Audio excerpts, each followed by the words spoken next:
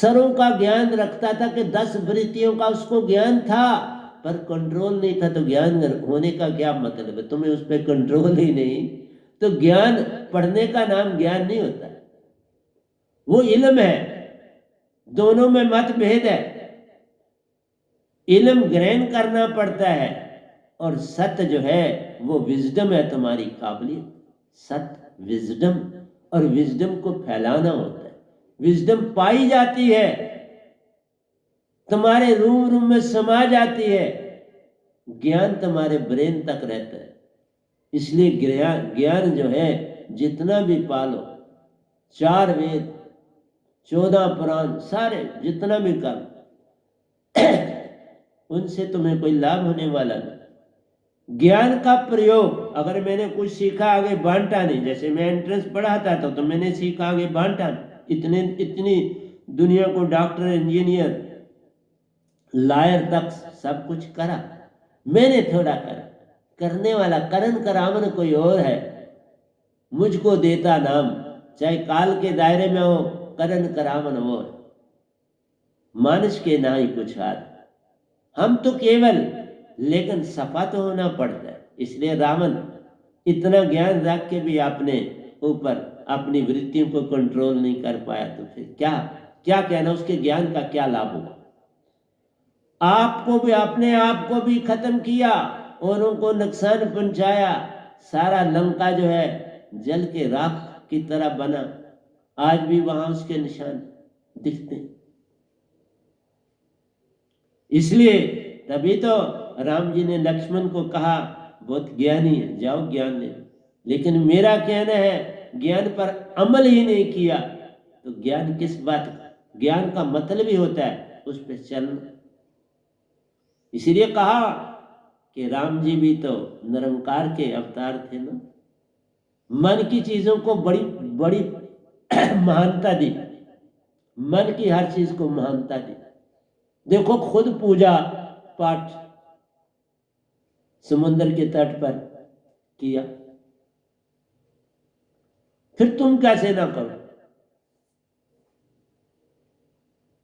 इसलिए मैं कहता हूं कि निरंकार ने अपना काम बहुत कर दिया। अब सतपुरुष की दुनिया में चलना शुरू करो। वो तो संत सीधा साधा आता है। ये सारी करामातें मन के द्वारा होती हैं।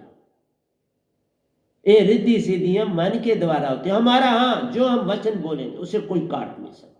हम बस इतना होता, संतों की बात कोई ब्रह्मांड में नहीं काटे। मेरी बात कोई नहीं काट सकता। बाकी मैं रिद्धियां सीधियां कोई करता नहीं, मैं हाथ ही नहीं डाला रिद्धि सीधी में, क्या करूं? मेरा चरनामत बहुत रिद्धि सीधी। मेरा चरनामत जिसको मिल जाता है उसका सब कुछ ठीक हो जाता है। तो इसलिए संतों के आंख में और संतों के पांव के अंगूठे में सब कुछ होता है। इसीलिए मैं इस उंगली से चरनामत बनाता, इस नाखन से बनाया जाता। पांव के नाखन से बनाओ या इंडेक्स से अपना चरनामत बनाओ। इंडेक्स फिंगर से बना लो या पांव के अंगूठे से बनाओ। और वो चरनामत संतों की सबसे बड़ी धरोहर होती है। हर एक को इतना लाभ देती है जिसका कोई कहना ही नहीं। इसलिए श्रुति को जगा जाता है सतगुरु, और तुम्हारी आत्मा चेतन कर जाता है। चेतन से चेतन हो जाता, फिर ही वह जन निज घर को जाता। मेरी सुरती तुम्हारी सोई हुई, लाखों जन्मों की सोई हुई आत्मा को पल में जगा देता है। और संत जो कहते हैं उस पर चलते हैं बाबा। हमारा ज्ञान भी हमारे 4 गुणों से उभरता है। सत्य से, प्रेम से, आनंद से और शांति से सब चीजें निकलती हैं। और अवतार यही चारों चीजें जब सृष्टि में रहते हैं तो इस्तेमाल करते हैं, क्योंकि आत्मा उनकी कैद में होती है। कैदी से जो मर्जी ले लो, वो क्या बोलेगा बेचारा? उसके वस्त्र भी उतार देते हो तो तब भी वो क्या कहता है? किसी को आप कंबल ही नहीं, सर्दी में होता है तो उसको कंबल ही नहीं कुछ कुछ दिन देते सोने के लिए, तो वो बेचारा क्या करे, उसको तो लाचार है ना जो आपके हाथ। इसलिए मन के आगे आत्मा लाचार है, इसलिए मैं उसे जगाने आया हूं संसार में, मेरी ड्यूटी लगी। कब तक है ये मैं नहीं जानता, लेकिन बहुत देर तक है। एक बॉडी से दूसरी बॉडी में जाता हूं, अब भी जाता हूं, जा सकता हूं, पर उनके हुक्म से जाऊंगा, मैं अपने आप से नहीं जाऊंगा। मेरी कोई आशा तृष्णा नहीं है, कुछ भी नहीं। जब आप संत तत्व की धारा में आते हैं, आशा तृष्णा सब कुछ ही छोड़ना है, एक एक कमल छोड़ते जाना है। यही मैं संगत को कहता हूं, क्या छोड़ा। नवरात्रे आए तो मुझको भी फोटो मेरे भी मोबाइल पर भेज दिए। मैंने क्या करना है, अब मैं तो इन फोटोओं से दूर हूं बाबा। हाँ, मैं किसी का निरादर भी नहीं कर, मैं किसी को बुरा भला भेजे आपने, सुन कोई बात, आपको जो अच्छा लगा, जो अच्छा लगे उसे अपना लो, जो बुरा लगे उसे जाने दो। लेकिन देखना चाहिए मुझे किस तरफ चलना है, ये आपका काम है, अपना देखा। और जब ये तुम्हारे अवगुण जाएंगे तो उन्हीं के पीछे तो बैठा है ईगो है कहाँ। आपके आशा तृष्णा, आशा है, तृष्णा है, होप्स है, थिंकिंग है, क्योंकि होप जो आने वाला कल है उसके लिए आप रखते हो, थिंकिंग है तुम इस समय के लिए करते हो, और उसमें आपका पास्ट मौजूद होता है, क्योंकि आप पास्ट को सामने रख के थिंकिंग करते हो। इसलिए तुम्हारे पास प्रेजेंट आना चाहिए, दोनों चले जाने चाहिए। पास्ट एंड फ्यूचर को पास नहीं आने देना, ना होप कोई रखनी है, ना आशा तृष्णा रखनी है, नथिंग, विचार नहीं कर, विचार से परे हो जाए। सुरती में सब कुछ है, उसे विचार की जरूरत नहीं। वो साइमल्टेनियसली ऑन स्पॉट फैसला लेने की ताकत रखती है। ऑन स्पॉट जो पहली चीज उत्पन्न हो उस पर चलो, वो सुरती का। अपने आंख को बंद करके बस एक दृष्टि से उससे पूछ लो क्या करना है, बस फिर आगे पीछे मत जाओ तुम्हारी। लेकिन अगर ये दात होगी तो तुम सुरती को पहचान पाओ। इस दात के बिना तुम मन वाले, तुम्हारी आत्मा कैद में है तुम लाखों जन्मों से। और तुम्हारी कारण क्या है, तुम्हारा अपने आप को भूलना, तुम शरीर के कष्टों को पकड़ के बैठे, बस वही बीमारी। जिस समय तुम शरीर का कष्ट पकड़ लेते हो, जरा सी भी तकलीफ होती है उसको तुम पकड़ लेते हो, तो बस तकलीफ में कहते आप इसको ये ही है सबसे बड़ा ईगो। वो तुम्हें ईगो में डाल देती, अब ये दवाई खानी है, वो दवाई मेरे लिए, वो दवाई लाना, वो लाना, वो लाना, वो लाना। बेटे को बापू एक लिस्ट पकड़ा देता, वो बेचारा अब अपनी उस तनख्वाह से, तुम उस विचारों पे ही ना जाओ, तुम कल और कल में ना जाओ। तुम्हारा एक सेल डेड जो है अंदर के हिस्से में कुछ प्रॉब्लम नहीं आई, कल और कल में जाना छोड़ दो, सब कुछ तेरा हो। इसलिए प्रोविडेंस हम कहते हैं, किस्मत। किस्मत कुछ नहीं, जो कुछ तुम्हारे कर्म आपने वो तुम्हें मिलता है, कुछ नहीं तुम्हें कोई दे सकता, स्वाय एक सतगुरु। हाँ, गुरुआ कहते हैं अपनी कमाई करो, वो तो कुछ और। यहां कमाई नहीं करनी है, सतगुरु के आगे समर्पण करना। तन मन और धन, तीन चीजों का आप सतगुरु का समझ के इस्तेमाल करना। फिर गलती कैसे करो, जब गुरु का समझ के करोगे तो गलती कैसे होगी, फिर तुम सूदों की तरफ कैसे जाओ। हाँ, बैंक में तुम्हारा पैसा है, वहां ऑलरेडी तुम्हारा सूद चढ़ता है, वो तुम्हारा अधिकार है। तुमको गवर्नमेंट उस पैसे को इस्तेमाल करती है और तुम्हें सूद, वो तो ज्यादा कमाती है, तुमको कम देती। मैं नहीं कहता इस बारे में, मेरा कहना है कि हमारे अंदर भावना वो नहीं होनी चाहिए, हमने इस बंदे को ये पैसे दिए, इससे सूद लेना, उसकी रोटी खाने के लिए वो पैसे लिए धारे तुम्हारे, तुम उसकी रोटी देखो ना कि वो रोटी खा सकता है, उसके पास ज्यादा है, तुम ले लो जरूर, कोई बात। लेकिन अगर उसके पास रोटी खाने नहीं तो जबरदस्ती, जिस तरह की किसानों की जमीनें छीन ले गई शाहूकारों ने, सब कुछ किया, वही तो आज भी चल रहा है। क्या हो रहा है, अंतर कोई नहीं, कोई अंतर नहीं। इसलिए आपके अंदर आप इन सब चीजों से मुक्त हो जाओ। ये जो बॉन्डेजेस है ना आपके, वो पकड़ के बैठी हुई है, आशा तृष्णा, लोभ मोह अहंकार, और मैं, पद प्रतिष्ठा, ये सबसे बड़ी चीज है। ऐसे रहो जैसे मधु मखीर, मधु का मखीर सब जगह एक जैसा रहता है, एक जैसी चमक देता है, एक जैसा बहाव है उसका। और जिस समय वो छत्ता जरा भरने लगता है, वहां से शहद की मक्खियां दूसरी जगह चली जाती, उसे गिरने नहीं देती। देखा, पल पल उसको सेट करती हैं, अपनी अपनी जगह बैलेंस करती हैं उसको। तुम भी अपने आप को बैलेंस कर लो ना उन मधुमक्खियों की तरह, कि कहीं बह ना जाए। शायद बहता नहीं, बहने से पहले वो छोड़ देती और दूसरी जगह बनाती है।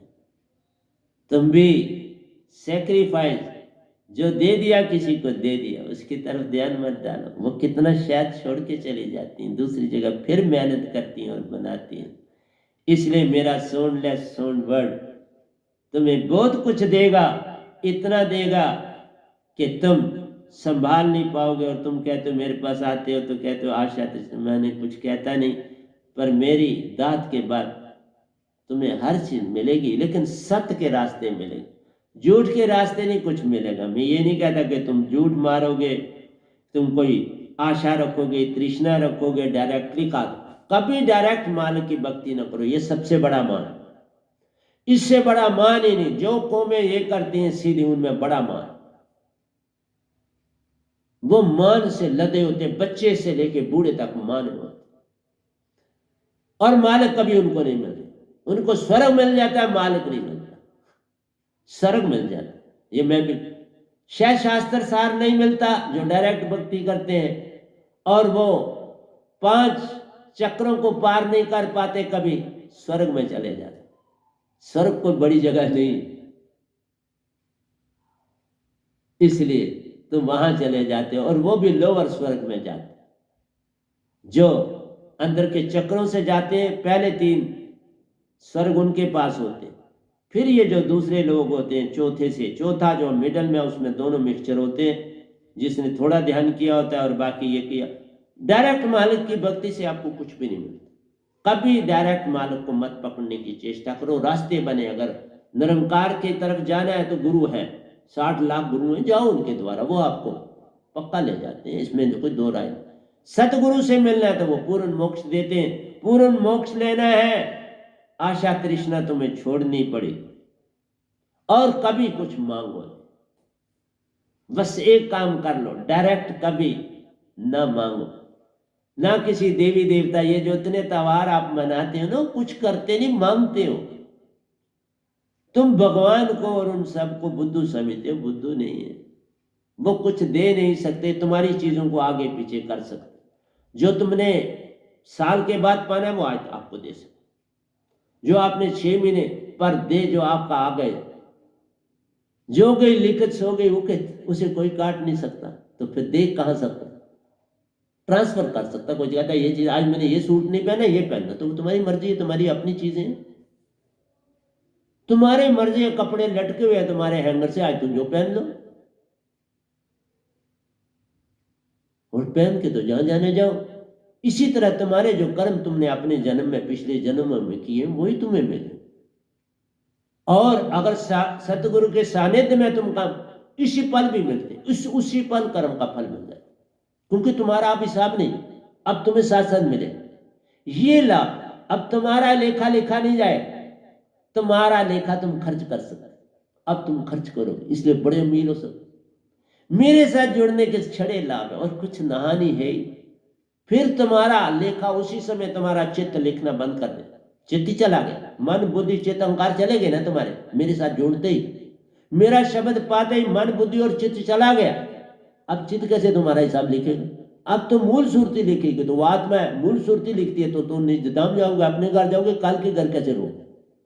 मूल सुरती ने जब लिखना शुरू किया, जिस दिन मेरी दीक्षा मिलती है, उस समय तुम आत्मिक हो गए, मन बुद्धि चित्त अहंकार का काम चला गया। बशर्ते तुम मेरा शब्द पकड़ के रखते हो, बशर्ते के सतगुरु को अंदर बैठाते हो, पूरा समर्पण करा है सतगुरु के आगे, फिर क्या, फिर तो तुम्हारी सुरती सारा कुछ करती, फिर तुम्हारा हिसाब कहाँ है? अब तुम्हारा जन्म ही नहीं होना तो हिसाब कैसे होना? फिर चित्त तो तब लिखता है कि उसने तुमने जन्म लेना है और तुम्हारा हिसाब होगा। अब जन्म होना नहीं तो हिसाब कौन रखेगा तुम्हारा? कौन देगा हिसाब? इसलिए प्यारी सत्संग जी, मेरी बातों को, तुम्हारे अंदर दुख तकलीफें सब जो आती है, पावर पफ विशेष डिजायर सारा कुछ, ये तुम्हारे राम भक्ति के नतीजे। जो तुम राम तरफ चल के स्ट्रगल करते हो, जो तुम स्ट्रगल करते हो ना, वो सब राम। स्ट्रगल नहीं करने, चलना है, स्ट्रगल नहीं करना। दौड़ना नहीं, चलना। रुकना नहीं, चलना। दौड़ना छोड़ दो, रुकना छोड़ दो, चलना। और इस पल में रहना। इस पल में रहना आ गया तो सभी कुछ तेरा, सब कुछ तू पा गया। फिर तुम्हारा कोई चित्त ने लिखना ही नहीं है, हिसाब किताब रखना ही नहीं है। मूल सुरती में जब तुम्हारी हर चीज आती है तो वो अभी खर्चो, वो तो नकद है। जैसे जो पैसे तुमने पास रखे हैं, खर्चो, जो मर्जी करो। जो बैंक में फिर वहां से निकलवाने पड़ते हैं, तो वही तुम्हारा चित्त बैंक है। तुम वहां से 1000 निकलवाते, वो 1000 देते, तुम 10,000 निकलवाते, 10,000 तुम्हारे होने चाहिए। इसलिए जितने कर्म तुम्हारे हैं, ये देवी देवता तुम्हारे उन कर्मों से उठा के तुम्हें दे देते हैं। वो उसी तरह बैंक की तरह काम करते हैं। और क्या करते हैं बेचारे? बुरा भी नहीं करते। अब बैंक का मुलाजिम है, वो क्या तुम्हारा बड़ा? तुम्हारे ही पैसे पड़े, वो उसके पैसे थोड़ा, वो तुम्हारे हैं तो तुम्हें निकाल के दे देता है। इसमें उसकी क्या बड़ी खूबी है, क्या बड़ी बात? आज घड़ी आगे जा रही है, कोई बात नहीं, तो इसको मेरा सेकंड प्रवचन जान लेना, क्योंकि मैं ईगो को आप आज आखिरी बात बोल रहा हूं। मैं इसके बाद ईगो पे नहीं बोलना। हाँ, इसको कंक्लूड मैं करूंगा। 3 गुणों को अभी मैंने कंक्लूड नहीं किया है, लेकिन ईगो का आज मैं आपको सब कुछ दे रहा हूं। मैंने सीता की डिजायर्स आपको बताई कि जो हिरन देखा, यही है माया की तरफ भागना, बाहर की तरफ। ये सोर्स ऑफ डिस्ट्रक्शन होती है। तबाही का कारण है आशा तृष्णा, ही तबाही लाती है, याद रखना। आशा तृष्णा तबाही की तरफ ले जाती है। और फिर उससे देखो, जब सीता को लिबरेट कराना था तो कितनी तबाही हुई। लिबरेशन में कितना कुछ खो गया। इसलिए जब कोई चीज परेशानी में जाती है, उसको वहां से निकालने के लिए तबाही का बायस बनती है। इसी तरह अर्जुना का दुख, अर्जुन को उसी समय लेना चाहिए था जब कृष्ण भगवान ने कहा कि मेरे देखो मैं उनको चबा रहा हूं और मार रहा हूं। तो फिर कहता, आप ही मार रहे हो, सारा कुछ कर रहे हो, आप मुझे क्यों ड्यूटी? उसको कह दिया, तुम्हारा मान होगा, तुम्हें मान मिलेगा। मान तो छोड़ना है, मान के पीछे वो लड़ पड़ा। तुम्हें कीर्ति मिलेगी, मान मिलेगा, यही तजना है, इसी का नाम मान। मान के कारण वो लड़ा, तो फिर सजा तो मिलनी थी। फिर तो अवगुण हो गया। मान में आया और काम कर दिया तो अवगुण हो गया। तो अर्जुन ने यहां सब कुछ खो दिया। जब तुम अपनी इच्छाओं की तरफ दौड़ते हो तो कुछ खोना पड़ता है, फिर तुम खो जाते। लक्ष्मण चाहे राम के लिए, उनके हक के लिए कहीं क्रोध कर लेते थे, कर जाते थे, लेकिन राम खुद भगवान थे, क्या जरूरत पड़ी है तुमको क्रोध करने की? क्या जरूरत? क्रोध का मतलब होता है, तुम जैसे किसी के साथ जाते हो तो तुम ज्यादा बोलते हो, जो उसका संबंधी हो तो वो कम बोलता है, तुम शो करते हो मैं इसका लायक। पर वो प्रेम से हल करो ना। प्रेम रास्ता है, क्रोध तो रास्ता नहीं। क्रोध ही ईगो है, उसे जाने दो, उसको अपने पास मत ला। आप प्रहलाद, मैं क्यों बच्चों की कहता हूं, प्रहलाद का एग्जाम्पल आप जानते हो, ध्रुव को आप जानते हो, निशिकेता को आप जानते हो। क्या थे तीनों बचपन में? जैसे बड़े साहब जी देख, बचपन में भक्ति में आने से जो मिलता है उसका परल नहीं, फिर वो सारी उम्र खाओ ना। तुम बच्चों को सत रास्ते पे चला दो, तुम भी पा जाओ। मेरे तो कुछ साहब 5.5 साल की उम्र में दीक्षा सतपुरुष ने इनको दिला दी, कोई मैं देने वाला था।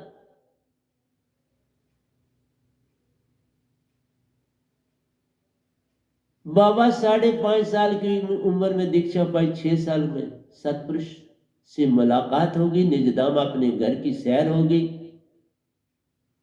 और उसके बाद भी गए। और मैंने बोला मेरे से आगे गए, तो जब मेरे से आगे गए तो मेरे सतगुरु बन गए, उसी समय बन गए।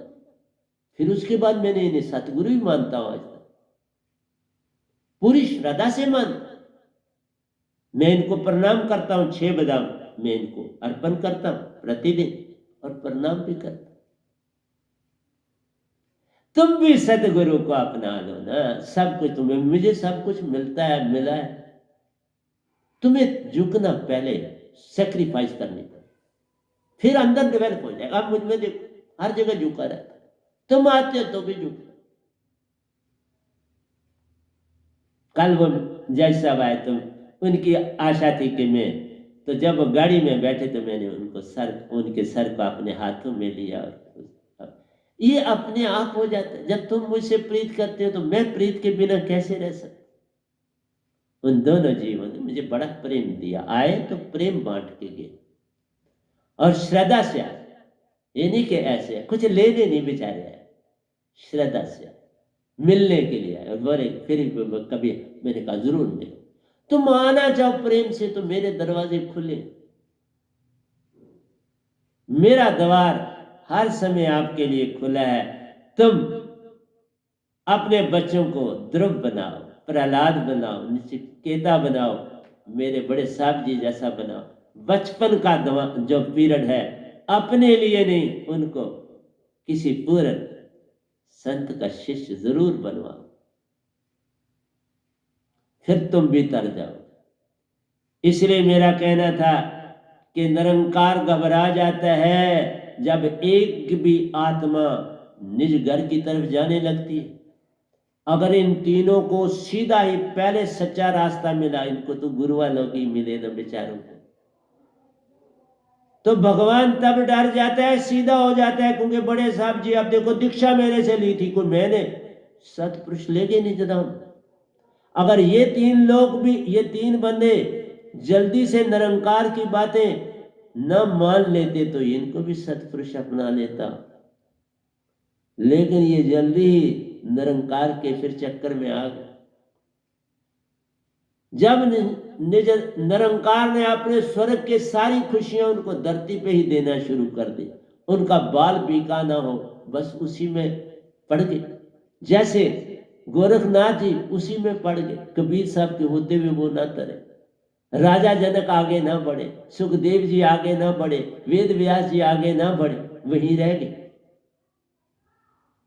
ये गधा भाई ने कुछ नहीं मांगा, दिया दिया, नहीं दिया नहीं दिया, फाके लगे, कुछ लगे, नहीं मांगा। मांगन मरण समान है, मत मांगो कोई गीत भी ना मांगो। मांगे तो बटके, बटके तो अटके, भटक गए तो अटके, पर उसी जगह। तो ये तीनों ने करी भक्ति, लेकिन 20 लाख साल तक का राज इंद्र का मिला।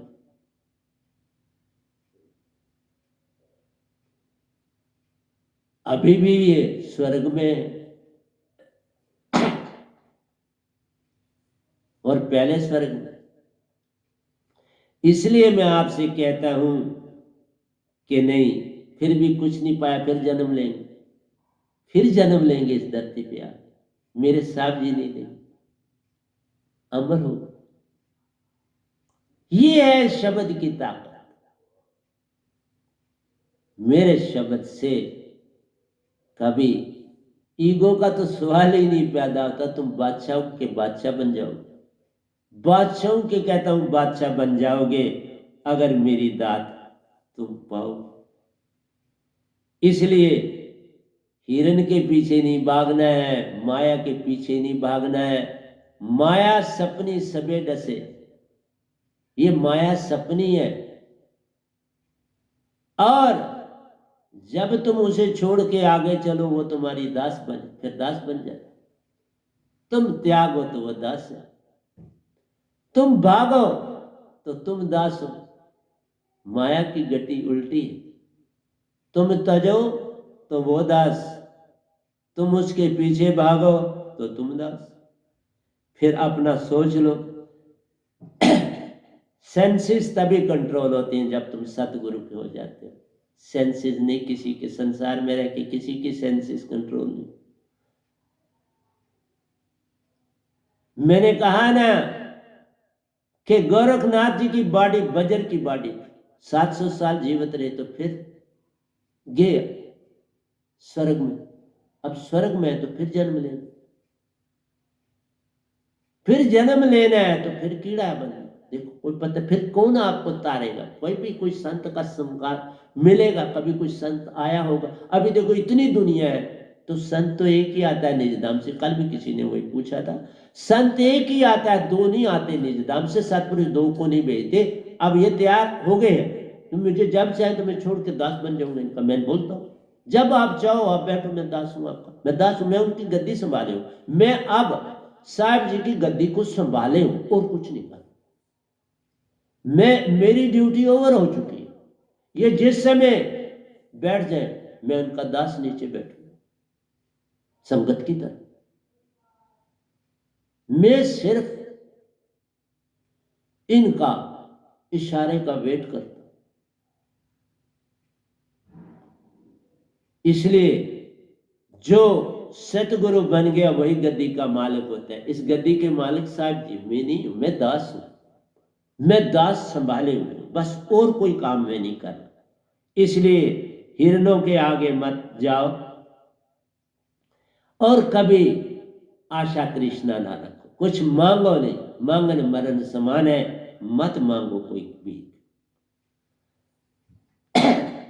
इसलिए राजा दशरथ नाम रखने से आप इंद्रियों को, ये बड़ी स्ट्रांग है। इंद्रियां जब तक सार शब्द की दास पास नहीं होगी आप इंद्रियों पे कंट्रोल नहीं कर सकते। इंद्रियों पे कंट्रोल करो तो तुम अपने आप झुक जाओगे। जैसे मैंने कहा ना कबीर साहब के आगे झुक जाते गोरखनाथ जी, सिर्फ झुकना था नहीं। उन्होंने कहा मैंने बहुत पाली, इन चक्करों से तो मैं 5 चक्करों से गुजरा। वो तो एक चक्कर के एक चक्कर में गए सारे, और उसी में बहुत मान आ गया। इसलिए मान को तजना है तुमने। मान तुम्हारा तजे तो सब बात बनती है। मान न तजे, मान तजे मुनिवर गले, मान सभी को खाए। इसलिए सीता मैया ने बहुत दुख देखे, हिम्मत नहीं हारी। वो रावण के पास भी जाके हिम्मत नहीं हारी, अपनी हिम्मत वैसे ही रखी। रावण ने बड़े लालसा दिए, बड़ा कुछ किया कि तुम्हें पटरानी बनाऊंगा, सब सुख है, तो क्या जंगल में रहती हो, क्या अशोक वाटिका में बैठ। उसने एक न सुनी। ये संसार को जगाने के लिए ये खेल रचाए जाते हैं, लेकिन मन नहीं रचाए अपनी भक्ति कराने के लिए। संतों के लिए कुछ नहीं कोई होने देता। हाँ ये मैं कहता हूं कि पहली बार ऐसा हुआ, पहले मेरा आश्रम बना और उसके बाद रहने का ठिकाना। पहले आश्रम बना और मुझे नहीं पता था ये किस लिए बना, ये क्यों हम बनना है मुझे नहीं पता था। इसलिए आपसे कहता हूं कि तुम्हारे अंदर 10 सर मत लगाओ, तुम एक ही रखो, बड़ा अच्छा है। लेकिन एक में भूसा ना हो, एक में आत्मा का अमृत भर दो। आत्मा का अमृत जब तुम्हारे अंदर आ जाएगा तो फिर देखो कितना कमाल हो जाए।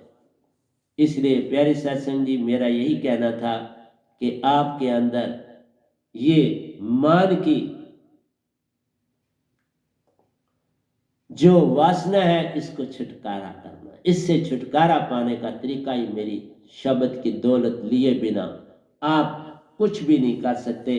आप बस जो है वो कागज पत्थर ही जो है इकट्ठे कर लें।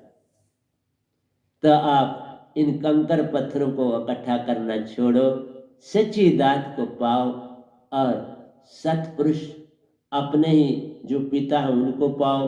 अपने घर जाओ जहाँ कोई मृत्यु नहीं है, जहाँ कोई जन्म मरण नहीं है, जहाँ कुछ तुम्हें करना नहीं है, ना कोई जमीन में पैदा करना है ना कुछ करना है। अपने आप सतपुरुष देते हैं। जैसे वहाँ कोई पैदा नहीं था जो मुझे मीरा जी ने अमृत पिलाया, अभी भी उसका रंग मुझे याद है, सब कुछ ज़्यादा स्वाद नहीं याद किया था, नहीं मुझे पता, मैं क्योंकि वो जिस शरीर ने लिया उस शरीर ने लिया, इस शरीर को नहीं पता।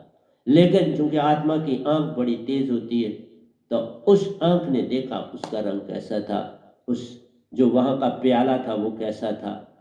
और आज भी मुझे याद है जब मैं पी रहा था तो मैंने कहा वहाँ रखने की जगह नहीं थी, तो अंदर से मतलब है भावना बनी कि इसको रखूं कहाँ, तो अंदर से ही आवाज आ गई जहाँ मर्जी रख दे। तो जब मैंने रखा तो वो गुम हो गया उसी समय वहीं से। वहाँ चीज कोई कोई गंदा कूड़ा किरकट नहीं है, बस स्वच्छ पूरे का सूरा वो व्हाइट कलर का। जैसे ये ब्लैक तत्व है वो व्हाइट तत्व है, जैसे इस व्हाइट तत्व में आपको सूरज की रोशनी में सब दिखता है, वहां पर उस व्हाइट मैटर में सब कुछ दिखता है। वो कोई ऐसा व्हाइट मैटर नहीं है कि जहां आपको धुंध आ जाए, नहीं, सारा बड़ा क्लियर है, सब कुछ सफाई दूर दूर तक सारा कुछ दिखाई देता है बड़ी अच्छी तरह से। तो अपने घर चलो, अपने पिता से मिलो, अपने परमहंसों से मिलो, बड़े प्यारे हैं वो सारे, बड़े, क्योंकि बड़ी भक्ति करके वहां गए हैं। वहां जो जाता है वो पूर्ण शुद्ध होके जाता है। तुम भी शुद्ध हो जाओ और आओ चलो मेरे साथ उस घर चले। तो आज मैं इतना ही करके ये टॉपिक आपके लिए खत्म कर रहा हूँ। तो इसके 2 भाग आपको मिल जाएंगे, तो शाम तक आप तक पहुंच जाएंगे। और आगे जितने भी संसार सुनना चाहे सुने, मेरे से ना जुड़ो तो मैं कुछ ना कुछ तब्दीली, जो मेरे सत्संग सुनेंगे उनको उनके अंदर कुछ ना कुछ तब्दीली जरूर आएगी और आनी चाहिए, यही हम चाहते हैं और कुछ नहीं चाहता हूँ। तो प्यारी सत्संग जी प्यार से कहिए सतगुरु सतनाम सत साहिब जी, सतगुरु सतनाम सत साहिब जी, सतगुरु सतनाम सत साहिब जी। बोल सतगुरुदेव महाराज की जय, सतगुरुदेव महाराज की जय, सतगुरुदेव महाराज की जय। आज के सत्संग के आनंद की जय, आज के सत्संग के आनंद की जय, आज के सत्संग के